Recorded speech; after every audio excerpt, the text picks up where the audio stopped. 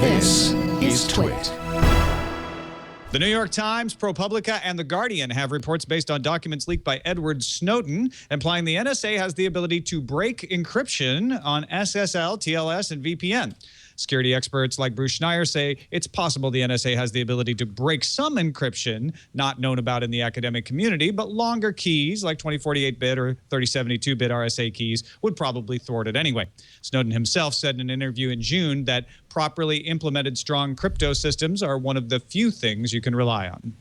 A promotional video for Android KitKat earlier this week may have shown off a little hint of Google's next Nexus device. Today, a filing from the FCC detailing a new unreleased LG device shows off possibly a bit more. The Nexus 5 could be this D820 from the filing. The images shared with the FCC line up with the sneak peek revealed in Google's video. It contains wireless charging based on the Qi standard, a feature of the LG Nexus 4, and per the filing, this supposed Nexus 5 would offer 7-band LTE, 802.11ac Wi-Fi networking, a 5-inch display, and come with Android 4.4 preloaded. An Apple announcement is scheduled for next week, so let's pile in as many Apple rumors as possible. Whee! According to the Wall Street Journal, Apple is currently testing iPhones with screen sizes ranging from 4.8 inches up to 6 inches. These giganto models are not the ones expected for next week. Additionally, 9to5 Mac reports that the next version of OS X, Mavericks, will be released at the end of October. There's even murmurs that the iPad version of iOS 7 may be pushed back until October as well. In a strange twist, Apple has confirmed all of these rumors as true. Nah, they didn't say that. That's just a rumor, too. You almost got me. Twitter account LevLeaks shows pictures supposed to be the new Lumia 1520 Windows phone.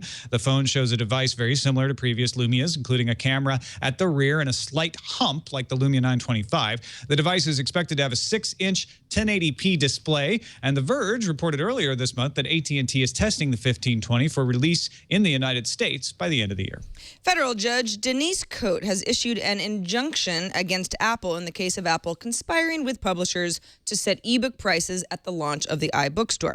The injunction, which is set to go into place in 30 days, will last for 5 years, but the court can extend it for one or more one-year periods after that, either on its own or at the request of the DOJ or the states. Apple may seek a stay of the injunction pending its appeal.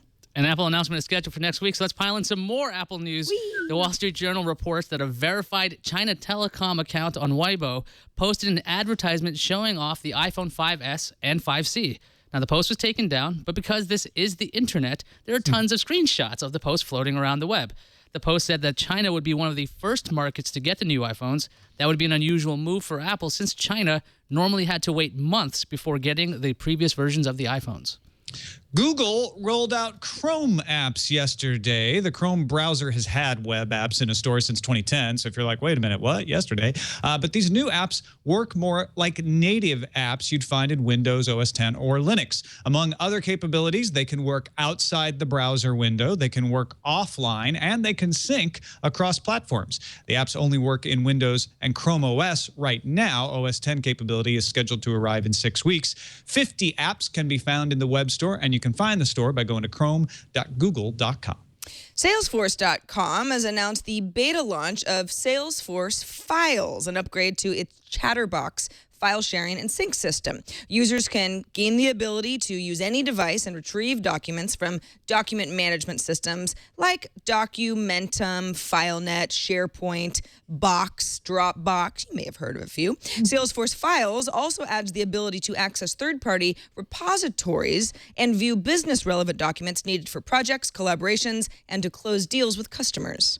Maxthon announced a partnership with MediaTek's Rolltech to bundle Maxthon's Chromium-based mobile browsers onto chips used in Android smartphones, mostly in emerging markets. That means in 2014, 100 million smartphones and tablets made by manufacturers like LGE, ZTE, TCL Alcatel, Giant, Philips, TechChain, Konka, Lenovo Mobile, CKT, and Lava Mobile will come with the Maxthon browser preloaded. MediaTek is the third largest global supplier of chipsets for Android. An Apple announcement is scheduled for next week, so let's talk about something else.